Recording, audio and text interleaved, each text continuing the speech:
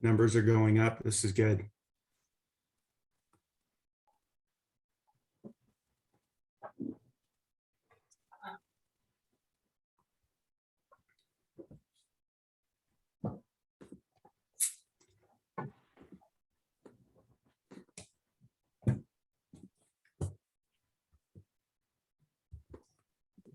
Hey, everybody. Thanks for joining us today. I think we'll give, numbers are still going up, so we'll give it another few seconds for folks to log in.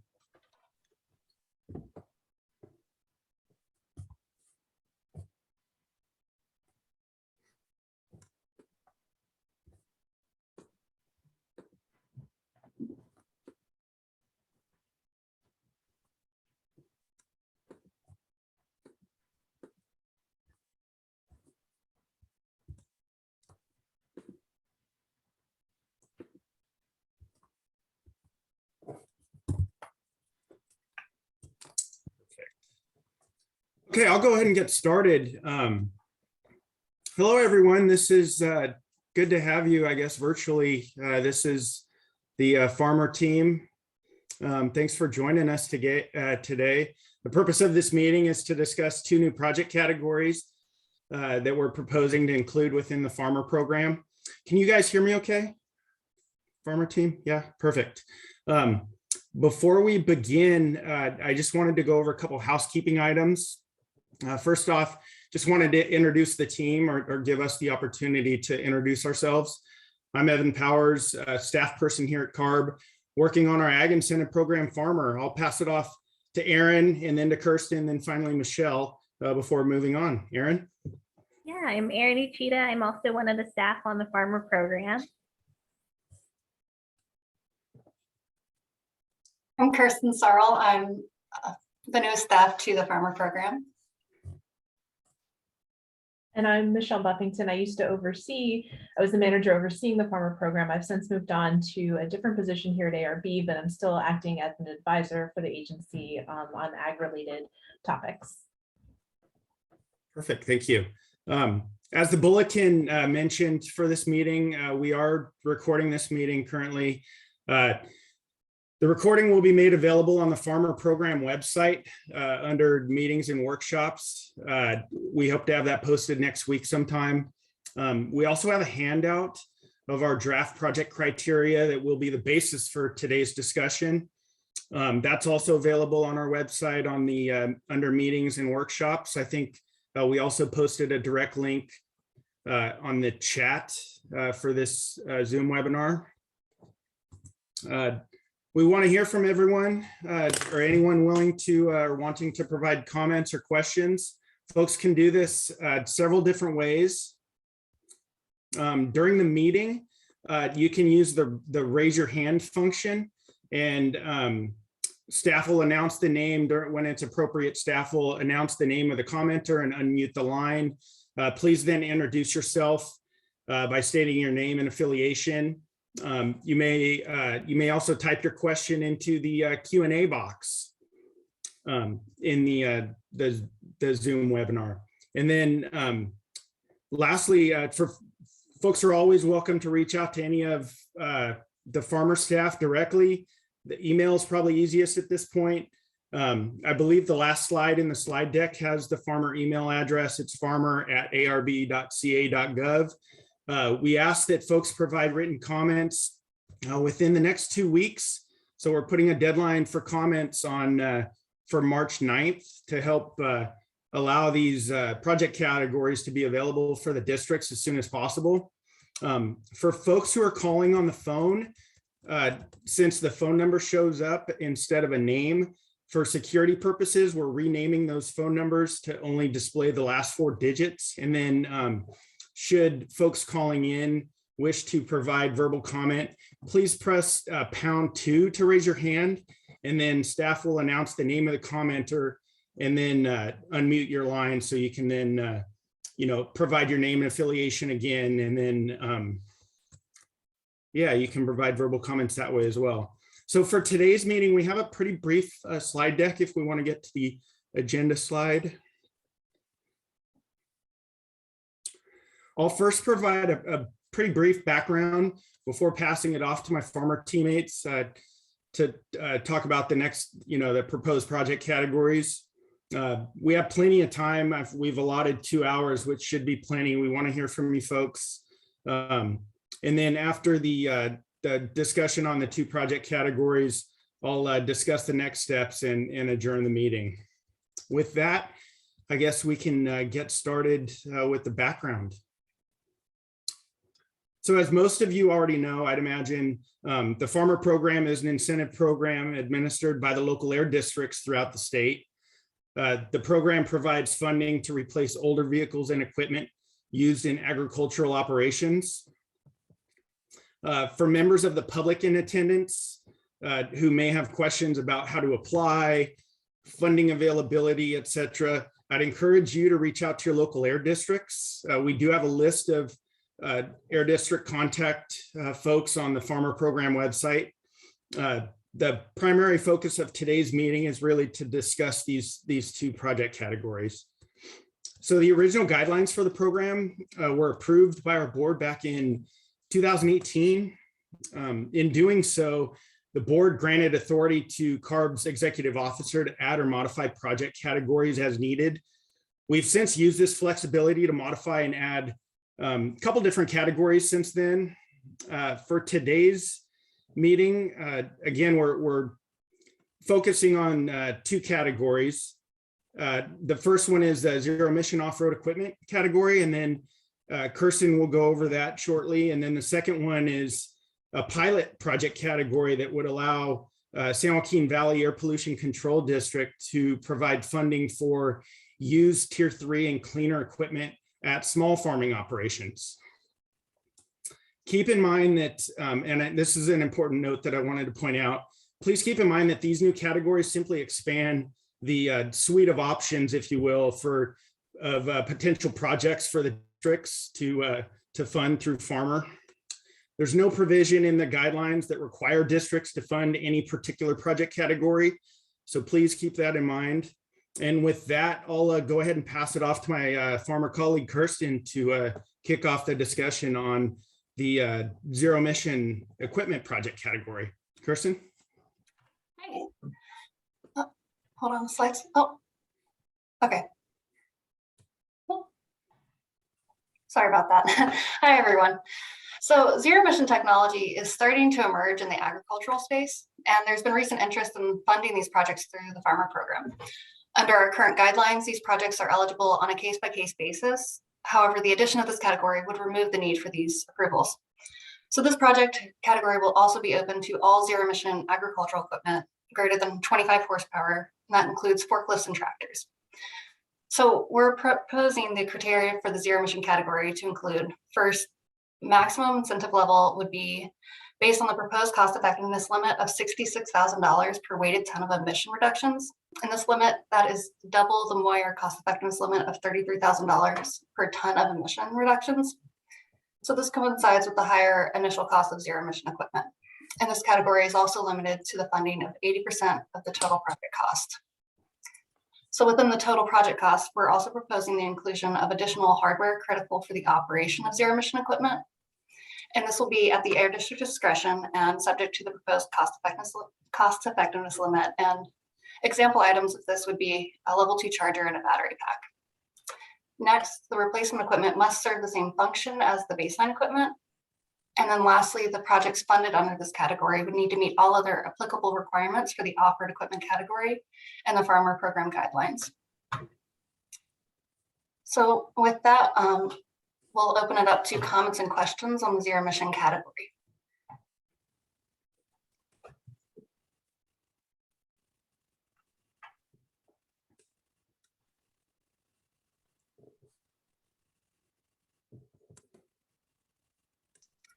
I see a comment in the question box.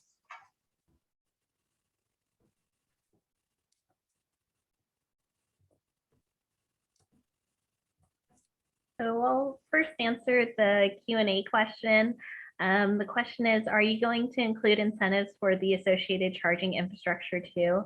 What we're proposing for this category is we would allow charging infrastructure to be eligible through the Moyer infrastructure chapter of farm program guidelines. So this allows any supporting infrastructure to be funded at typically up to 50% of the cost.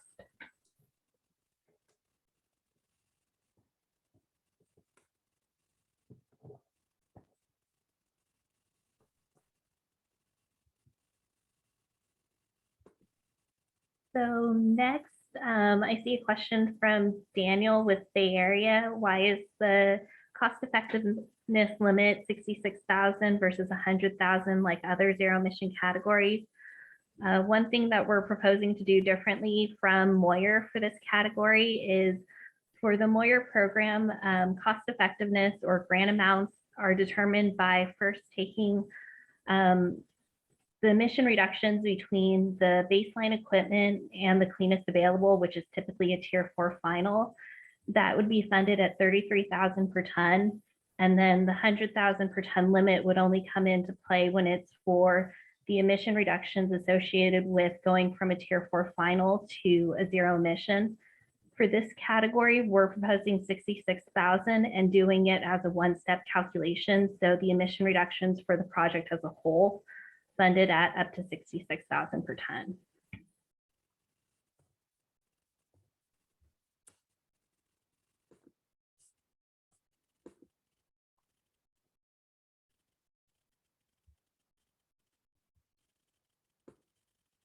So next I see a question from Adam about CARB recently announced the revisions to the cost effectiveness limit to 33,000 per ton. When will you be implementing the 66,000 per ton limit and removing the requirement for CARB CBCs? So once these project categories are added to the program, Evan will describe at the end of today's workshop or work group meeting how what the process is. But once we send out a memo adopting these categories, these projects would be available for districts to implement immediately. And by doing so, that would remove the need for a CBC in the farmer program. I think it might be important to note on that one that this is specific to the ZE category in the farmer program, and this does not impact the Moyer program at all. Yeah, good point.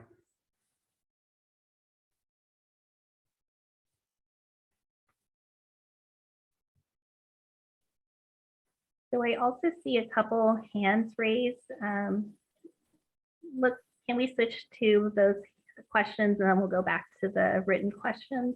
Sure. I am going to, Roger Isom, your hand is raised. I'm going to unmute your mic.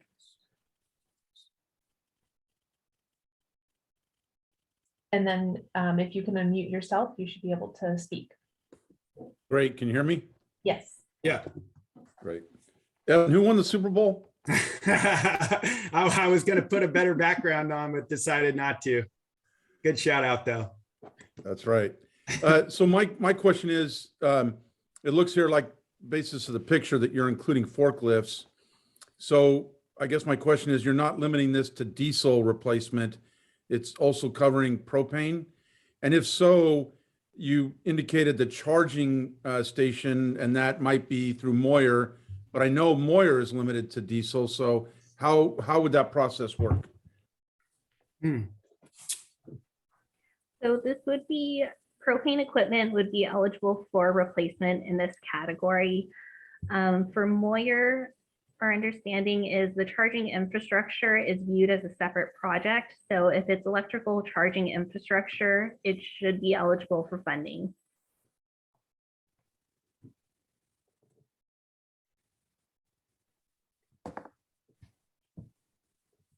Looks like Tyler had his hand up. Yes, Tyler, I'm going to unmute your mic on my side. If you can unmute yours and introduce yourself, that would be great. Hi, can you hear me? Yes, sir. Thank you. Thanks, Evan. Thanks, Kirsten. This looks like a great addition to the farmer portfolio. I'm just trying to, I want to understand, it says that additional equipment like a battery pack or charger may be included in the project cost. So if, say, somebody wants to replace a forklift and they want to add a charger to their shop at the same time. So the forklift costs $80,000 and the charger installation costs 20. So the whole project cost is then 100,000, but you can do 80% of the total cost then, right? Okay, Yes. so that's different than what you can get with Moyer because you can only get 50% of the charger cost. But then you're saying that total cost 100% or is subject 100,000 is then subject to the cost effectiveness limit, whereas Moyer doesn't do a cost effectiveness on infrastructure. Okay, that makes sense, and I think that could be helpful. I guess it depends on how expensive the electric equipment is. Yeah. But yeah, thanks. Yeah, we tried to account, thanks, Tyler. We tried to account for that by increasing the cost effectiveness limit to 66,000. And we did run some scenarios with some cost numbers that we gathered, and it seemed to be adequate to cover 80% for electric forklifts and applicable charging and extra batteries associated with it. But if you guys have different ideas, by all means, let us know what you think. That's the purpose of this meeting.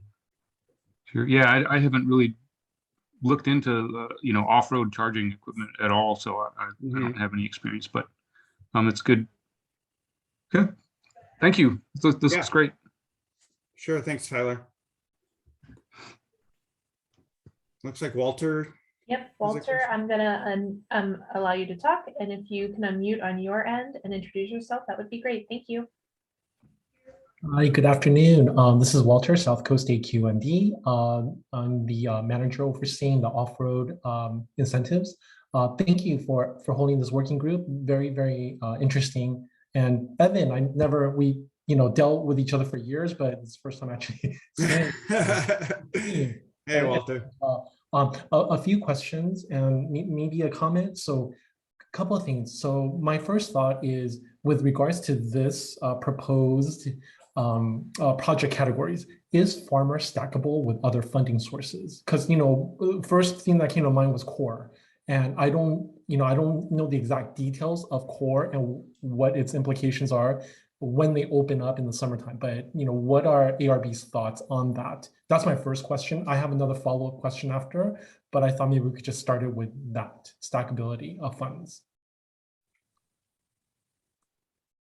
So that's interesting. I know, at some point, we were kind of mulling that over internally. And so my understanding is core provides an incremental cost difference, whereas in this program, it would be associated with a scrap component. So theoretically, we're trying to provide an additional incentive because there is that quote unquote risk associated with it. As far as stackability, I would imagine, I don't know, what was the final say on that, Aaron? What did we come up with on that?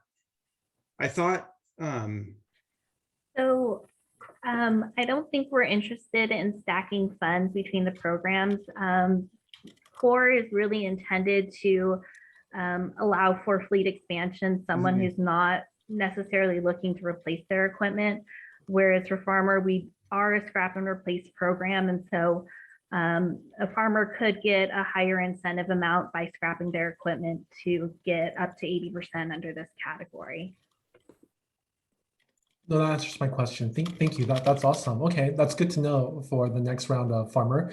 So 66,000, one step, it makes it so much easier to calculate. So thank you for that suggestion. So in the previous years, what we've been doing is we've been kind of using Carl to determine the cost effectiveness and certain things with regards to ag projects.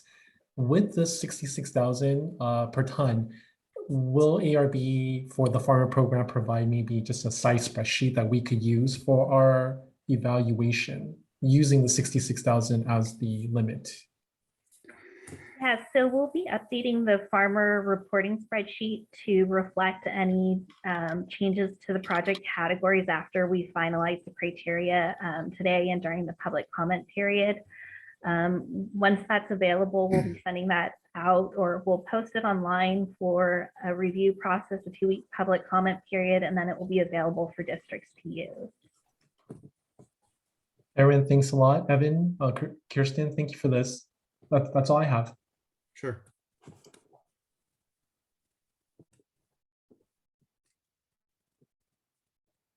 So going down the hands, it looks it's Daniel. Daniel, I've unmuted your line. If you can unmute on your end and introduce yourself. Hello, can you hear me? Yes, sir. Great. My name is Daniel Langmaid. I'm with the Bay Area Air Quality Management District. First off, thanks for putting this together. Really appreciate you providing more flexibility with the farmer program. It's really great. The Bay Area Air District is working on a demonstration program for zero emission equipment. So, you know, this is exciting to see this category open up. So I may have missed, Walter may have asked this question, so I'm sorry if this is a repeat question. Did you say that there's going to be additional criteria that you're going to be putting together for, you know, what kinds of zero emission equipment can be funded through farmer, meaning like, you know, it has to be commercially available, you know, X number of units sold or something along those lines versus, I mean, it's pretty vague right now, which is, you know, obviously good and bad. So I was just curious about that. And I also wanted to put in a comment on the infrastructure as well. It is true that Moyer can fund standalone infrastructure projects. Doesn't necessarily, it's not restricted to only funding stuff that's replacing diesel. If it's an infrastructure only, you know, we can consider different, like, you know, the diesel or LSI doesn't really matter very much. So it would be up to the district if they want to consider an infrastructure only project. Sometimes when I've seen quotes, they actually include, like for forklifts, for example, they actually include the charger itself in the equipment quote, because that's just something the manufacturer includes. So it may not be subject to the same, you know, like limits as like including it in the infrastructure, you know, portion. So I guess I just wanted to put a comment in about that. It would really depend, you know, districts themselves if they would want to consider funding lots of infrastructure only projects, because they don't necessarily have direct emissions reductions. So that may be tricky a little bit depending on what the district want to do. So anyways, I know that's a lot, so. Yeah, thank you for that comment, Daniel. Regarding your first question or comment, sorry, I'm trying to think It was back. related. It sounded like he had questions on Yeah. if whether or not we would define commercial availability, or if any aspect of commercial availability would play into the approval process of these types of projects. And I think we were initially, anyway, we were going to model this basically after our zero emission UTV category, where, you know, there are, and we wanted to allow some flexibility. I think that was the whole idea, because, you know, sure, we're aware of some, you know, several electric tractor manufacturers, there's electric forklifts, who knows what there's going to be in the future. But really, I think it would be up to the district to determine, you know, to what extent that technology is commercially available and whether or not they'd want to fund that project. We have also considered having a warranty requirement for the zero emission equipment similar to Moyer. So I believe with Moyer, it requires at least a 1-year warranty, I think 1,600 hours. So I think we're interested in including that for the zero emission category, but we are interested if there's any input on whether we should require something longer than that. And that's a good point. That's one of the questions we have is, you know, these technologies are relatively new. I mean, obviously compared to the diesel equipment that we're all used to, you know, how do we ensure that these equipment remain operational for the duration of their contract, you know, their project life? You know, is there a good way to you know, memorialize that in the criteria?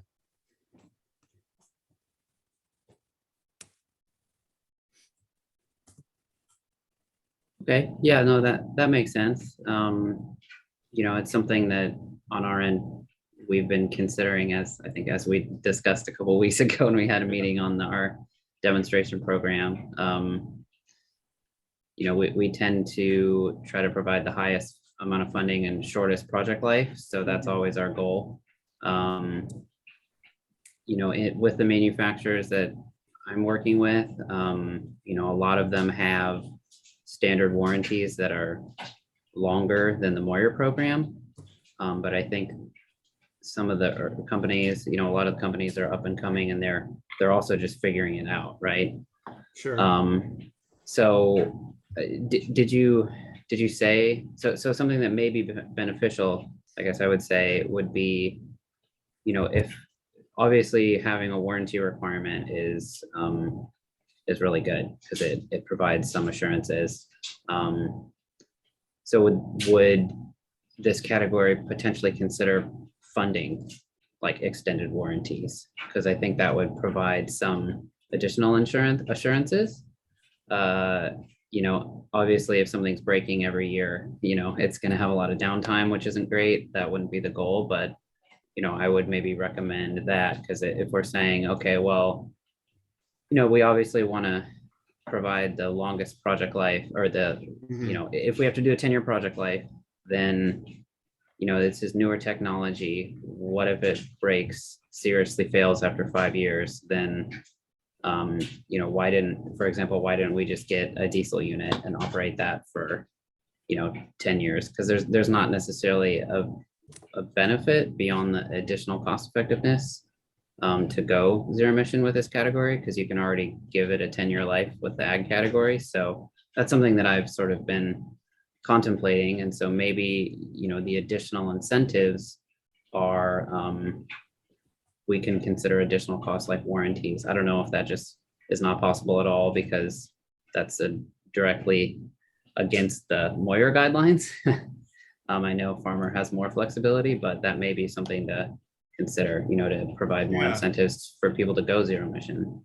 And I know, for example, the VW program, the mitigation trust program, they can fund warranty, extended warranty requirements for 10 years. So, people seem to like that.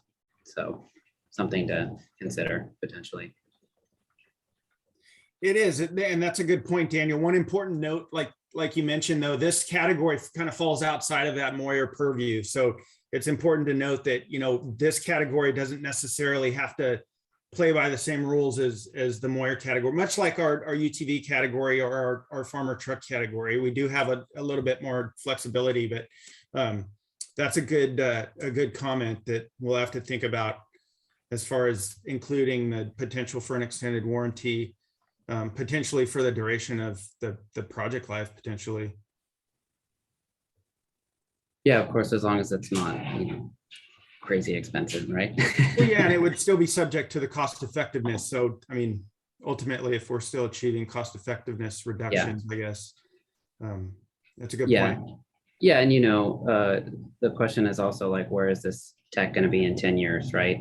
Very true. It's different than obviously like Tesla's car battery, stuff like that. They have different loads and different pulls on the batteries, Sure. but we wouldn't want to have a situation where we contract these for 10 years and then after 5 years there's a significant advancement and no one wants their Sure. older electric stuff. So if there's a warranty, I feel like that may be helpful to people to Perfect. have them hold on to it longer. So thank you. Yeah. Appreciate your time. No, we appreciate it, Daniel. Thank you. It looks like Brad.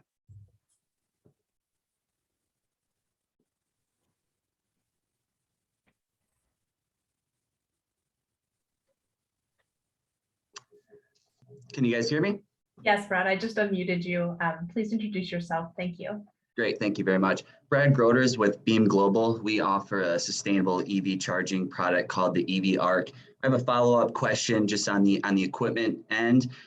You called out level 2 chargers and battery packs as well. Our unit has all-inclusive solar power on it that powers the level 2 charger and the battery pack.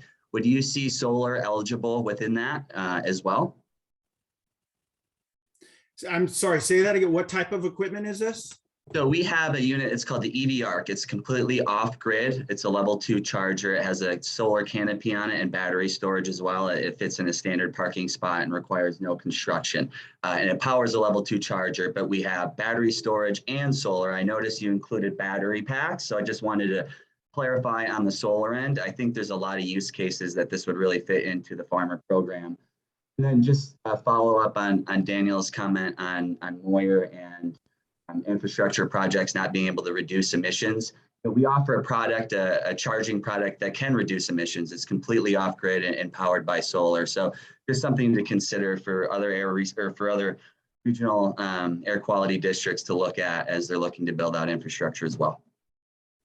Sure, thanks, Brad. I think if that's coupled with a piece of actual equipment, I think it may be eligible, but really the idea of this category is sort of a like for like replacement. So the equipment would have to be replacing something, you know, and perform the same function and do the same work as what it's replacing, i.e. an electric tractor replacing a diesel tractor, an electric forklift replacing potentially a propane or diesel forklift. It sounds like your equipment is sort of a quote unquote add-on or infrastructure type component. So I think if that was in addition to or coupled with a piece of equipment, it could potentially be, you know, eligible. Does that make Great, sense? thank you. No, that answers it. Thank you. I appreciate that. Sure. Rakesh Conneru, I'm unmuting your line. If you can unmute on your end and introduce yourself. Hi, afternoon, everyone. This is Rakesh from Hummingbird. We're one of the electric tractor manufacturers, and we've been working with the ARB and a couple of different projects to in sync with the program we've been talking about. First of all, I think this is a great direction. We've been sort of from a manufacturer perspective, we're getting to a point where with the demonstration projects, we're able to showcase some of the interest levels from the farming communities. And my first question is more on the additional equipment side of it, because when we look at the tractors from a farm usage perspective, you know, given the size of the farms themselves, you have to be a little bit innovative in how you charge it. Right. So one of the application that we've tried to showcase was also more to do a mobile charging equipment with a tender truck, right? So in this, say, for example, how would this be qualified if it would be to where we're replacing a diesel with an electric tractor and also a diesel truck with an electric truck? Which can not only be a truck, but it can also be an energy transfer, right? Because it's mobile charging on wheels. Just a thought process there, because I think if you want to scale it up to volumes, hitting the high volume tractor segment, innovative charging, you know, like you guys have mentioned, over the next 5 to 10 years, a lot of things may change, but one of the approach, at least from our side, is to maximize on the repurposing and, you know, and minimizing the use of diesel equipment in the field. And this is like, I was not sure on how to approach this when we go talk to a farmer. So any insight there would really help us. And the second question I have is more during the demonstration periods, a lot of uncertainties from the users are more related to the insurance premiums because of the you know, the initial cost being high. You know, if they want to scale up 40 tractors in their fleet, the insurance is quite sizable. You know, their premiums go up by quite a bit, and which has been one of the sticking point. And the other is, you know, a lot of people are concerned about the theft of the equipment in the field, is what's also stopping them to not take the plunge, right? So from a commercialization standpoint, you know, if there is some thought process there in terms of insurance and how do we protect the farmers from the theft in case there is a theft over the period of over a period of lifetime of the tractors would be helpful. And like I said, in the additional equipment category, what if we do a tender truck that acts as a mobile charging source? How does that work? That's it. Yeah, no, that's a really good question. I think it would still fall under that determination by the district of whether or not the equipment performs the same work and same function as the baseline equipment or the current piece of equipment. I mean, to include a truck in that may fall outside of that. I know it's technically, I guess we're calling that infrastructure or charging infrastructure at that point, but I think that's something that we'd have to look in further and the district would have to really evaluate in order to approve. I don't know if you had any thoughts on that, Aaron or Kirsten. No, I'm on the same page. I think it's going to be up to an air district's discretion, but it's going to have to do the same work as the previous vehicle or equipment that's being replaced, and the emission reductions and thus grant amount would be based on that. Yeah, I don't know if, I mean, we didn't really intend to make this category sort of a multi-equipment category where it's a, it's a tractor and potentially a truck replaced with an electric tractor and a truck that has a battery on the bed that acts, to me, there's too many moving parts, and we'd have to look into it further and maybe refine this category to allow for something like that. But it's definitely something we can consider in the future. All right, appreciate it. Sure. Next up, we have Manuel Cunha. I'm going to unmute your line if you can introduce yourself. Did it work? Evan, can you hear me? We can hear you. What'd you say? All right, great. Well, thank you for putting this on and putting it out for everybody, including all the air districts. I'm Manuel Cunha with Nisei Farmers League, and we've been involved in the ag program since before some of you were born. I think some of you sound real young. So let that be said. I appreciate Hummingbird's comments. But our farmers aren't going to go buy another truck, an electric vehicle, and have to worry about that truck and all of the other vehicles. And you are right about insurance. Our farmers have been telling us about the insurance already, and those issues have become greater because the cost of equipment has gone up. And also the weight of a truck. Some of your trucks that some of the companies are making are way over the weight limit. And that causes problems. So, and I don't think this program was ever designed for that. This program, if I'm not mistaken, Evan, was to talk about electric forklifts or those type of things that could fit the need. And if somebody had a boutique operation and wanted to use a small horsepower tractor, fine, that opportunity exists there for that program. And that's important. I think the warranty becomes a very big item of discussion on all fronts. If you're going to allow it for electric, then you're going to have to allow it for Tier 4 tractors as well, and maybe even the used category that you're going to be talking about earlier. So we have to seriously look at that. But the greatest cost for electric vehicles is the batteries. Because pretty much unless the vehicle burns up, catches fire, then that's a different discussion. But in this case, is the batteries.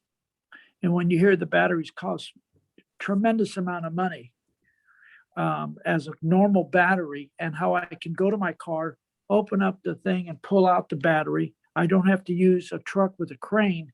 That's a separate discussion. So I think the warranty needs to be seriously looked at. And if the districts are going to fund them, then to keep the life of a 10-year, and if electric is there, well, if the electric goes out in 5 years, then maybe it really wasn't time for it. The business sector, the farming sector especially, that this relates to, can't be waiting and figuring out it's going to make it 5 years or not, and the cost factor. And we don't need a lot more equipment either.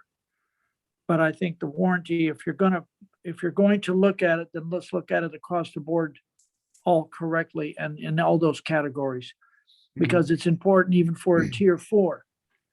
And if the electric vehicle today wouldn't go up like they are doing, then maybe there's some discussion. But when a truck goes from 138,000 to 400,000 for a 26,000 pound truck that goes to 52,000 pounds, I got other problems. I got tires, I got weights, I got bridges. All these other things weigh into effect. So, but I appreciate the opportunity that ideas are great to talk about and look at for various air districts. But I would hope that the people that make this equipment understand what the farmers have to do. And if a farmer has to sell his land, what happens with that electric vehicle that was funded from an air district? And all of those things. I think all of that has to be talked about, because today's farmers are being pretty much bought out because of the water situation and because of real estate and because of the other markets. So, but Evan, I would definitely, on the warranty side, I think I would look at the creativity of warranties on both tier 4s and warranties, if in fact there is some type of electrical. But if an electrical is only going to last 5 years, it shouldn't even be on the market. Our tractors lasted 40, 50, 60 years. And we didn't have many warranties back in those days. But today, to stimulate is to give a warranty for 10 years. And we don't do that for a diesel. That tells me that the tier electric isn't ready for the market and shouldn't be out there. If it can't last that long like a diesel does, then wait a minute, we got problems. And I don't think the farming community should be stuck with that. A vehicle that's not going to last and do like a diesel does or a propane does. So that's my comment, but I appreciate this workshop and I appreciate the people that are calling in from various air districts with some great thoughts, at least in communication. So, but I do really look forward to trying to see who's going to create electric tractors that are really effective and work, rather than just doing things just to make a dollar and think that it's going to work for the boutique. And then the boutique is supposed to be representing all of agriculture. Forget that noise. If the boutique wants to go to another state, but don't shove it on our farmers here, because it's not going to work. So anyway, thank you. Yeah. Yeah, thanks, Manuel. You brought up a good point that I wanted to touch on is sort of what was our intention behind this category. And really the intention was twofold. Electric equipment is currently fundable through the Moyer program. Unfortunately, because there is no certification process associated with electric equipment, they have to be funded through a case-by-case determination process, which obviously costs staff resources. It takes time to process those. So we were trying to sort of streamline that. And we have heard from manufacturers that do produce tractors in the 40 to 50-ish horsepower range.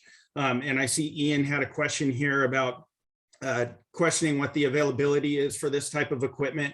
That's really what we were sort of aiming at with this project category, is to kind of target that, like Manuel mentioned, that sort of smaller farm that operates, the 40 to 50-ish horsepower tractor range. So yeah, that's a good point. One thing we have seen though from districts that have processed these case-by-case requests, there have been farmers apparently that have been willing to scrap larger equipment. And that was a question, one of the questions we had was, maybe they're just not using their current tractor at its, maximum horsepower, maybe maximum availability, workability of that tractor.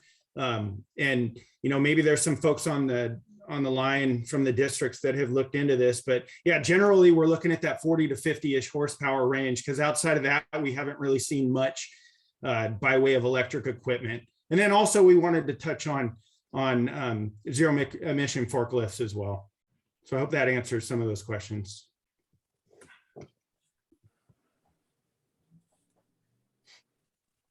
Looks like Tyler had maybe another question or follow-up.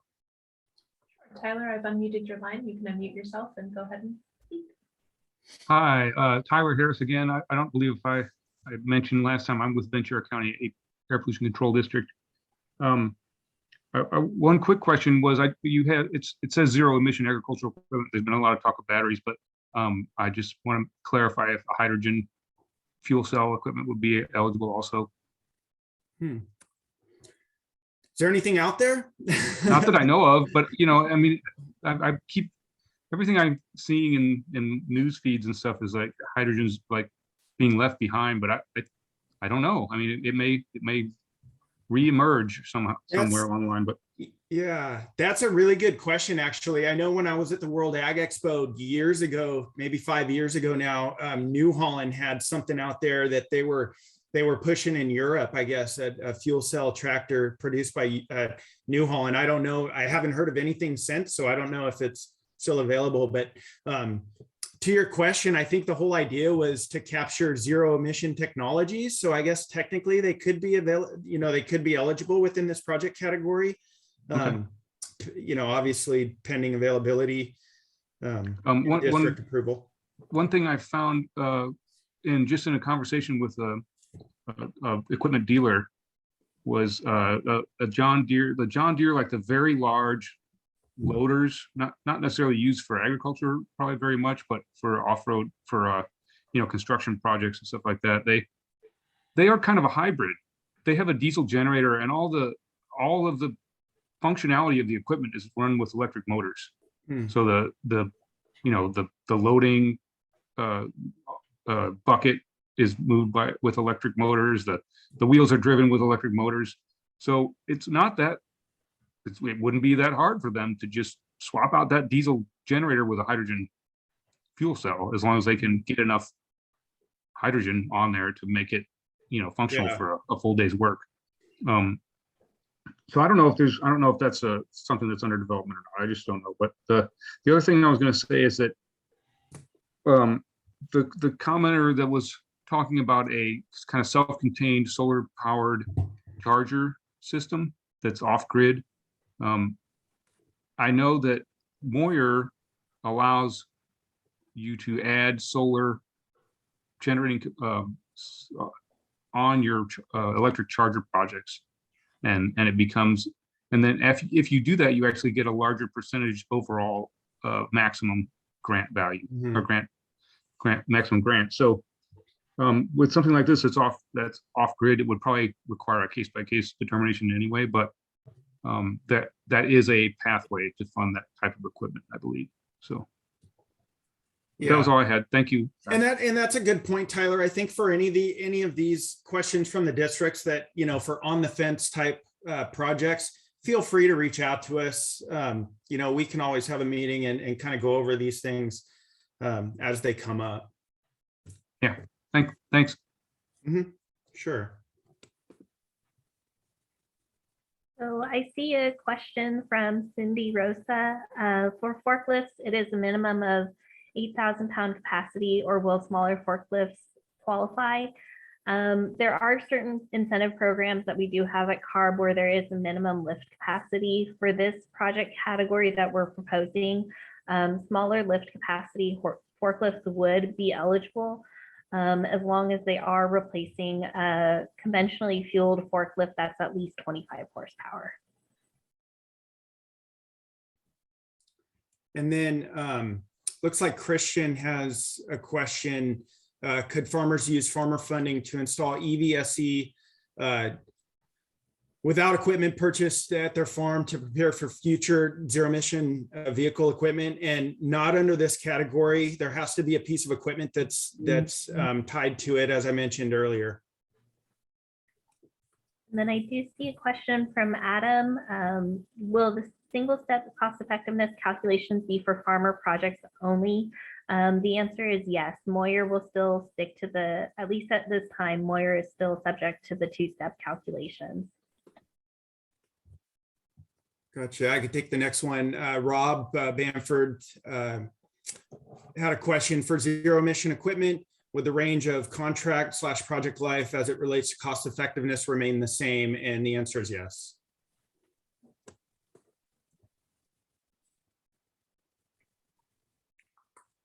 Yeah, I see a question from Lauren.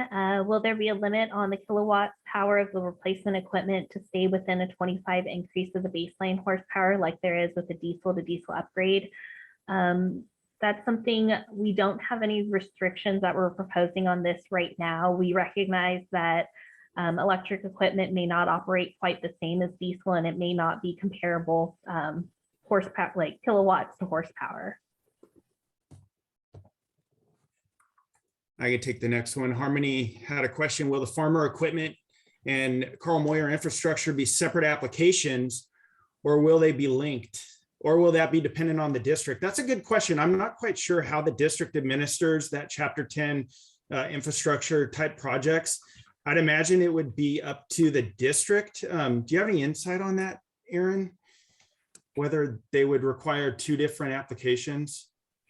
So for farmer, we do want the equipment to be linked. I think it would be up to the districts on how they would want to accept applications, whether they'd want it submitted as one package. We do want, for farmer, we want any infrastructure projects that we fund to directly to support the equipment that we're funding. And unfortunately, I can't speak to how Carl Moyer looks at infrastructure projects. Oh, look, there's a Moyer expert, Aaron Tarango, that just popped up his hand. So maybe he's got an answer. I don't have the full answer here because I think there's something a little confusing though, because most time infrastructure will pay for the trenching, anything you have to do, let's say it's concrete, let's say it's asphalt, plus the charger. So it's a little different because in this one, farmer will pay for the charger itself, right? So we're kind of, I wouldn't say it's a hybrid, but it's kind of, you're gonna pay for everything. You're gonna pay for everything but the actual charger with Moyer, right? It's not saying you can't do it, but then it just a little different. So I think we would probably make a farmer. We'd collect it all in one packet. That's how we would do it, right? And because essentially we would do it all the same but at that point in time we would say, okay, this will be paid out of Moyer, this will be paid out of farmer, essentially. Because we don't want farmer to pay for infrastructure, correct? Which is the trenching, the concrete, stuff like that, right? Is what we're saying, right? Correct? Yeah. So we would do it all one application and fund it with probably two different funding streams is how we'd probably do it. And just to be clear, I think, I'm getting confused at least. So as the term infrastructure, I think, correct me if I'm wrong, team, but we're referring to electrical infrastructure, line extensions, that sort of thing, whereas batteries, charging systems that are required by the equipment would be considered eligible costs in this category. So by saying that infrastructure is in addition to that, we're saying any sort of electrical componentry or extensions out to the field, that's sort of what we're referring to, right? Yeah. Oh, sorry. I was gonna, but in this situation, when you're talking about forklifts that are at a kind of a stationary kind of an ag source, a first line processor, let's say. Sure. So let's say a cotton gin or something like that, or an almond processor. So they're going to stay there, right? So what we're saying, they say, for example, they have 220 coming in, they need to plug them in. Let's say they're quick chargers. So in this situation, you would have because sometimes you have standalone chargers, these chargers that are essentially going to come with a unit, there'll be chargers on the wall. But what you're going to say is Moyer will pay for everything that goes to the wall. Then then farmer will pay for the actual charger that gets plugged into the infrastructure. Right. So it's all infrastructure, but we're going to divide it under two different things where the charger out goes to farmer. Everything you ran to get to the charger itself goes to Moyer. Essentially what we're doing here. So that's okay. I'm just saying that's how you have to divide it up if that's how we want to do it. And that's how it's written here, is you will do it all in one application, but you'll get itemized quotes to show what will it cost to get the power actually to the charger. And then from the charger to the piece of equipment is farmer funded. everything you paid for to get actually to the charger itself will be Moyer funded. And that could be out in the field. It could be, I'm just using Sure. since it's a forklift, I'm using basically on almond holding operation or something like that. Sure. That's how I would see it. I'd be all one application and itemized quotes or everything, so we can internally figure out how to do it, how to divide it up. And it's actually two separate contracts then, which is kind of a pain. Mhm. Two separate project numbers, we would divide it up because you have a Moyer project number that's reported in Carl. Then you have a separate farmer project number that gets reported into the farmer thing. So you see how from a district standpoint, it gets a little tough. I mean, we'll figure it out, but you can see how it gets confusing a little bit where you're bringing one in, but you're separating back out once you get them. Yeah. No, thanks for that that input. That kind of clarifies it for me. Hopefully for everyone else. Looks like Brad has another question and as well as his hand up, so we could probably cover both of those at once. Go ahead, Brad. Yeah, I just wanted to clarify here. So we're talking about make-ready costs not being covered under farmer, but make-ready costs could be covered under Moyer. Is that correct? I just think we're terminology on what was considered an electrical upgrade or make-ready was getting a little confused. Yeah, so it's up to a district to determine the funding sources. What we're saying is the charger would be funded under a complete package for the zero emission project category, but any supporting infrastructure like line extensions would be funded under, we have a category in farmer already for Carl Moyer eligible projects, and infrastructure, supporting infrastructure is eligible under the Carl Moyer guidelines. And so it could be funded through farmer or Moyer, but an air district has the discretion to choose the funding source. Thank you. I appreciate that. I promise no more infrastructure questions on my end. Thank you, guys. I really appreciate all the feedback. Hey, you're welcome. Yeah, thank you, Brad. If that's all the questions, we can move on to Aaron with the used equipment category. So next I'd like to talk about the used equipment category for small producers. It's a pilot project in the San Joaquin Valley. We've seen from our inventory that smaller farms typically have older equipment than larger farms, and as well as increased emissions per acre. We also recognize that smaller farms may not have the means to purchase new equipment, even with incentives. The San Joaquin Valley is also in extreme non-attainment with national ambient air quality standards, and they have to reduce emissions from agricultural equipment by 2024. So we're proposing this pilot to provide opportunities for small producers in the San Joaquin Valley to purchase Tier 3 or cleaner equipment through the farmer program, while providing us an opportunity to evaluate the feasibility of this as a new incentive model. Depending on the success of this category, we may consider expanding this statewide in the future. And so for this project category, we're proposing that the baseline equipment must be Tier 0, uncontrolled, or Tier 1, and it would have to be replaced with something Tier 3 or cleaner with less than 10,000 hours on the hour meter. The air district would be required to define a farm size limit for this category.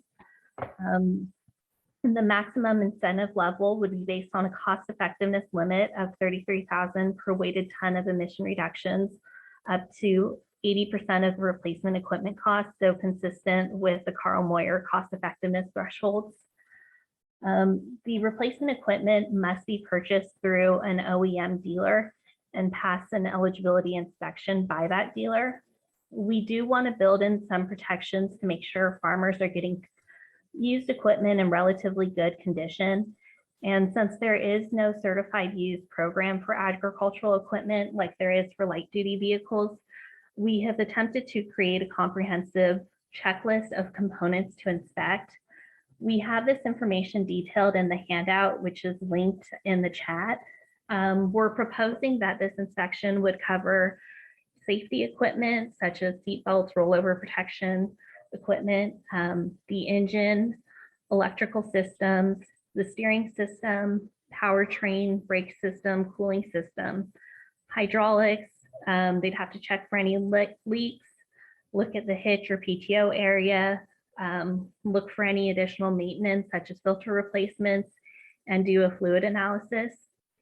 If any components are found to be in critical condition, we would require repairs to be made before the equipment is deemed eligible for funding.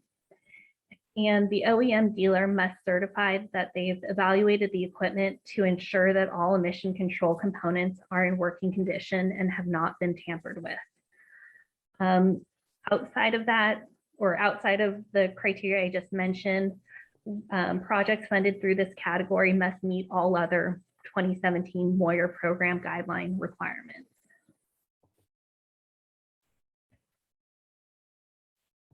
And we'd be interested in hearing your feedback on this category, in particular, if there's any additional components that we should require as part of the inspection, if there's things that we can take off from that,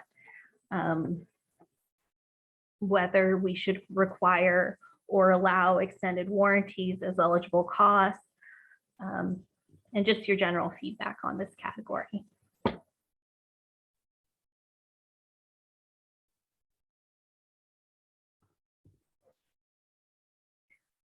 So I see a question from Joseph. What is the amount of horsepower that you could increase per transaction?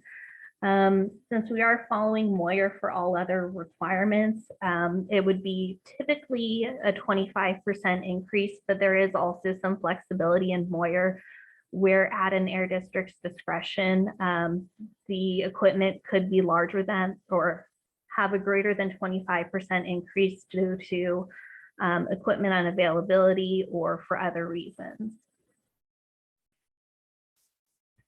Manuel has his hand raised. Manuel, I've unmuted your mic on my side. If you can unmute on your side and go ahead, you'll be able to talk. Yeah, Aaron, can you hear me all right? Yeah. Great. Again, I want to thank all of you, the team, including Michelle, who now is a administrative executive, but who still has her fingers in agriculture. So thank you for that. And Evan, thank you. And welcome to the new young lady that is coming on board. I think this program is going to help a lot because I have seen some of the smaller growers knowing that they want to get into this program is the availability of new equipment is becoming very, very difficult. And if we can allow these smaller growers that put 150 hours, 100 hours, but we get rid of a 0 or a 1 is a huge reduction. And that adds up. So I do appreciate the checkoff sheet. I think that puts the dealer in responsible to make sure that he just or she doesn't just throw in a crummy tier 3 that's got a lot of hours and it's fallen apart.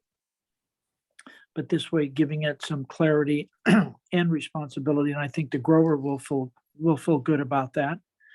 I think that's been a good thing, and I think the warranty side may be something of discussion on some items that might be available, and I think that's something that should be discussed continuously with the air district. And our dealers to see if we can have something like that to help on some of those costly items. But I think this opportunity with under 10,000 hours is still going to have a very good tractor.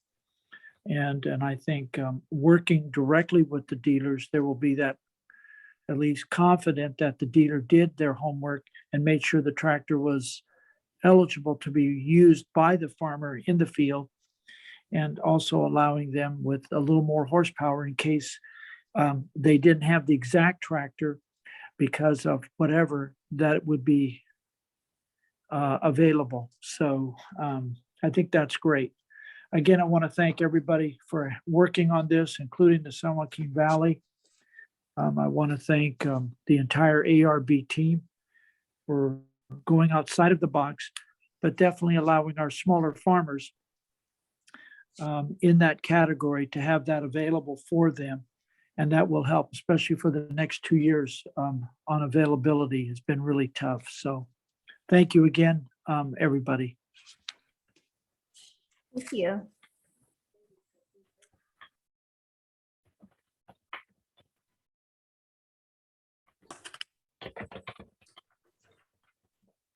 Like there was one hand raised that was lowered. Looks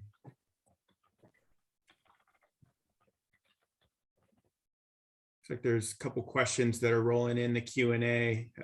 Joseph has a question. Can you turn in 2 or multiple tiers, 0s or 1s for a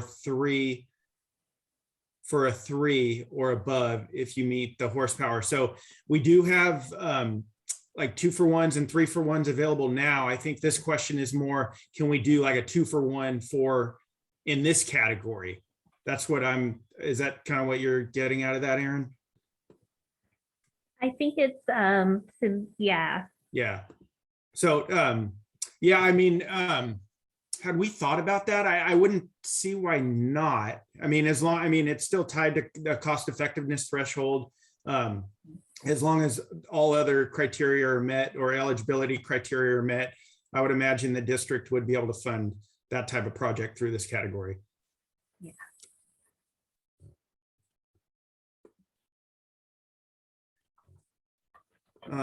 Mike Newenberg in Sac Metro, what type of warranty are you requiring for used tractors?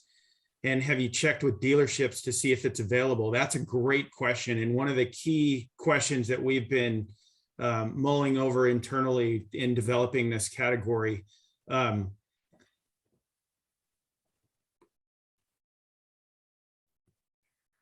So what we have heard is that a lot of used tractors are typically outside of their warranty period already. I think we'd be interested in, and what we've also heard is that if we needed, or if we required a warranty for this category, it would be from a third-party company. I think we'd be open to including it as an eligible cost for the project, but we would be interested in hearing feedback on that. And if there should be a minimum requirement or if it should just be up to the farmer's discretion. Yeah, and that's the big question we have is, are there warranties available through a third party for used equipment? I mean, that's sort of the key question that we have. And we've asked and we've heard, kind of differing, answers to that question. So, but yeah, I think we'd be open in including that as a cost. Looks like Aaron has his hand up again. Aaron, you're unmuted. There are third-party warranties out there, but Okay. very, very expensive. Going through the trade-up program we've done, they are available, but I mean, you're talking tens of thousands of dollars, $5,000, $3,000. I mean, they're very expensive, and they don't cover a lot, is what you think they're going to cover. So it's a tough one. It's like, I think at that point in time, since you're going to offer a pretty high percent for these things, then it might be on the farmer to pay for that, because the range is so big, and then every dealer deals with a different third-party vendor to offer them. So there's not like this perfect cookie cutter deal when you talk about offering third-party warranties for used equipment. It's just not that simple. And I mean, that points back to the main reason why we wanted to include that checklist, quote unquote certification, because there is no, certification for used equipment that we're aware of. So we wanted to, have some, measure of accountability or something on the dealer side to show that this equipment has been thoroughly looked over and will maintain operation through the project life, which I can go to Joseph's question, how many years will the new owner have to keep their replacement equipment? I think for this one, we were still leaving it up to the air district to determine the project life for this project category. Yeah, we didn't specify a minimum. As long as the project's cost effective, we were going to allow some flexibility.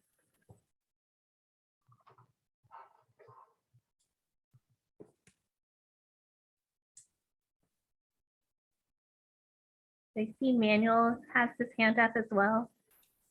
Aaron, yeah, I think on this discussion, we had a large discussion, and that's why ARB and the discussions we had with the district was on this warranty, is that Aaron Tringle is right. The cost is tremendous, and that can be for a variety of things. But if a grower has to have a part replaced that may have the warranty, then that part's going to be covered with the dealer. But I think the greatest thing you guys did on this program, the new program, not new, but the pilot, is this checkoff sheet. That's going to make people responsible at the dealers to know those things. They're going to have to actually look at them.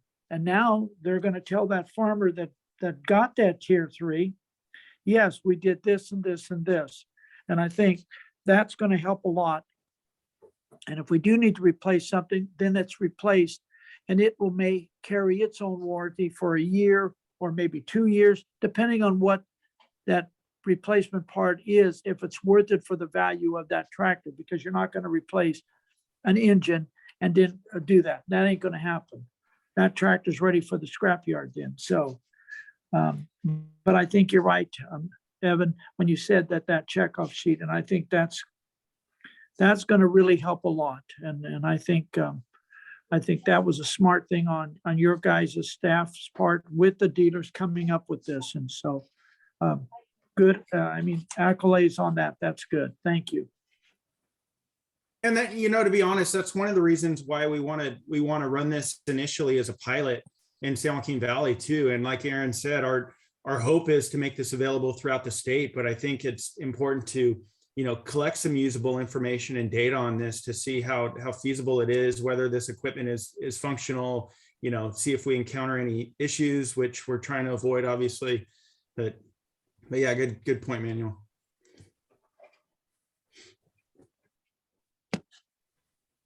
I've unmuted Kevin Abernathy's mic. Kevin, you can go ahead and talk. Evan, this is Kevin with NPC. Just listening to the conversation, I'm kind of wondering if we're going to put in the contractual agreement anything that relates to California's limit laws, because we all know that we've all bought used equipment, whether it's a boat, motorcycle, car, you name it. Sometimes we're buying someone else's piece of junk.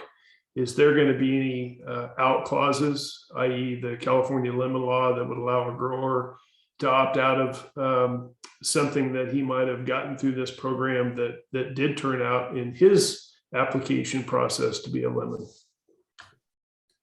That's a really good question, and one that we're open to considering. I'm wondering, I'm not sure how that works. And that's definitely a scenario that we're trying to avoid here. But yeah, maybe it is worth including some provision to, protect, for lack of a better word, protect the end user or the participant from a potential lemon. How could we do that? What sort of language, could we include to avoid that scenario? Am I still alive? Yeah. There should be some sort of a time frame based on operational usage of that, trade in, trade up piece of equipment going to the new grower. They have a period of time that, if this piece of equipment has become more problematic than its usefulness, there should be some, and maybe you follow the limit law that's currently on the books in California for automobiles. But I think making sure that there's something in there for a grower that doesn't end up with somebody else's problem, even though we've tried to do as many checks and balances through this process to ensure they're getting a good piece of equipment. We all know that the old proverb, shit's going to happen, right? Yeah. No, that's a good point.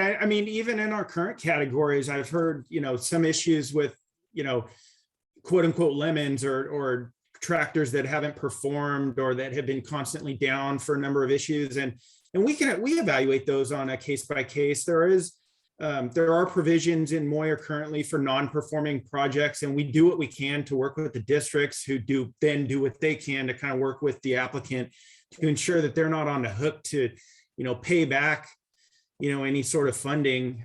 The majority of the times, based on the hours used, the projects are usually cost effective based on that. So I know that's one option, is we can go back and reevaluate the project based on the cost effectiveness of the hours actually used. And usually that's enough to mitigate that.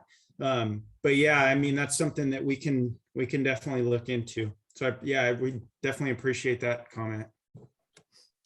Thank you, Evan. Sure. Andrew Delaney, I'm unmuting your mic. If you can unmute on your end and introduce yourself. Hi, my name is Drew Delaney. I'm with Associates Environmental. Sorry, I didn't know I raised my hand, but I did have that question that I put in the chat box about a condition which could be in the pilot program, which basically evaluates whether or not a higher emission reduction project might be feasible in place of a tier 3 in some cases. I don't want this to be like a situation where the lowest tier leader gets all the projects. Yeah, so for this proposed category, we're thinking that it would be, the replacement must be tier 3 or cleaner. So a tier 4 interim would also be eligible. Right now, under both Moyer and Farmer Program guidelines, in Moyer, used equipment may be eligible for funding as long as it meets the current standards. So as the program stands right now, a used tier 4 final or even electric equipment could potentially be funded.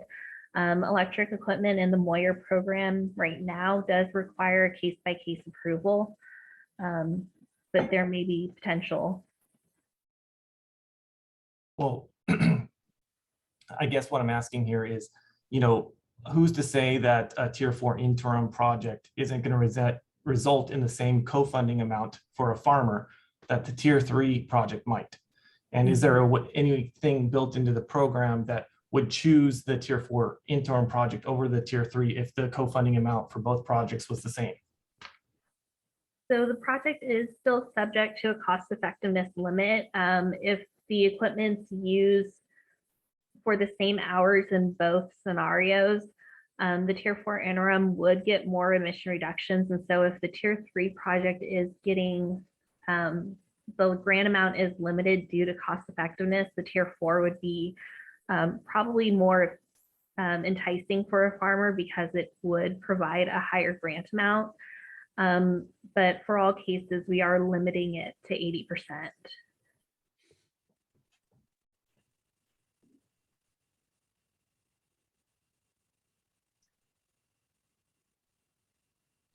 Adam Shapiro has his hand raised. Adam, I've unmuted your mic. Go ahead and introduce yourself. Hi, good afternoon. This is Adam, Bay Area Air Quality Management District. Good to see you all. Thanks for this presentation.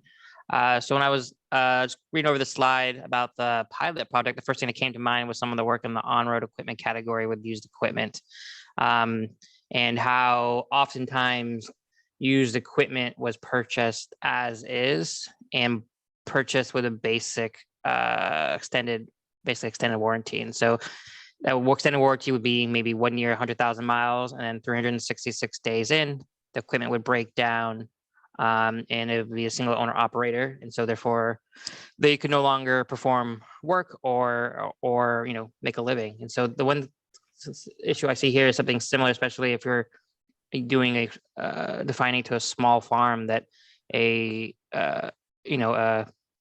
something that's purchased as is could really break down like partially into the project life. And so I would consider, and it's, the manufacturers, unfortunately the OEM is going to do the bare minimum that's covered by the warranty.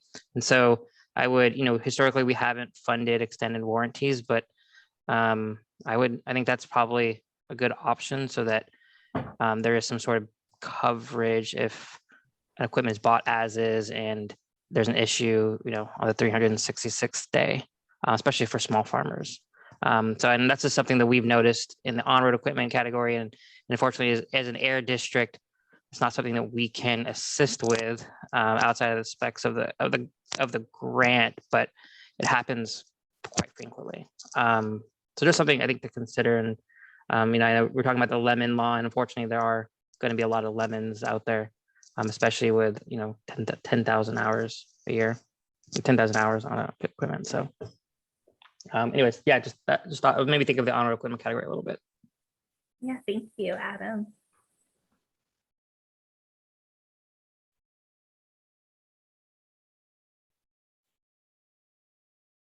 Saw Manuel's hand up, but it was lowered. So there's one question we'll get to. Joseph looks like he's curious when how soon this program could launch. I'll get to that in our next steps. You ready? Well, yeah. I mean, are there any other questions or comments? We can readdress zero emission or go back and continue used equipment. If not, I'd be happy to move on. I just wanted to double check, Manuel. I didn't accidentally lower your hand, did I? Because I do have the power to do that, and I hope I didn't accidentally exercise it. I'm gonna, if you would like to speak, go ahead and raise your hand again, and I'll unmute. There he is. Okay, I'm gonna find him. It's gonna take me a second. Okay. Yes, you have that power, and I noticed that by the voice, and that was really my scare. I do notice that we have some good-looking cows on there and good-looking dogs or whatever they are, but Evan, yes, I'm being nice on the phone because I know who's controlling that that ultimate control. I mean, she is the president. She is the young lady of the hour.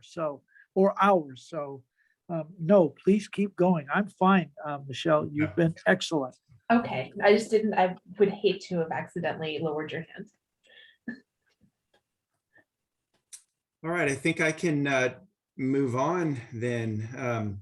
Wanted to close with a few things. So for next steps, as shown in the slide, there are several things that need to happen in order for these categories to be fundable by the districts. First, we'll go back and incorporate feedback from today's discussion. Sounds like there's a few outstanding items that we need to address, as well as any comments we receive via email. We'll incorporate those into our finalized set of project criteria. Again, we ask that anyone wishing to provide written comments, please do so within 2 weeks. I think March 9th was the deadline we put on that. Once we have a set of finalized criteria, we'll brief and obtain approval from our executive officer, at which point we will then release a memo as we've done in the past. This memo will note the date from which our districts may begin funding these types of projects. And again, any additional questions or comments, please send them to our email address at farmer@arb.ca.gov or reach out to us individually. And lastly, on behalf of the farmer team here at CARB, I just wanted to express our appreciation for everyone's great feedback. Especially wanted to note and acknowledge the hard work by our partnering air districts. I know it sounds cheesy, but the success of this program has really been and continues to be highly contingent on their efforts. So thank you so much to the district folks. They've been doing a great job. With that, I'll go ahead and adjourn the meeting, and thanks again, everyone, and have a great rest of your day.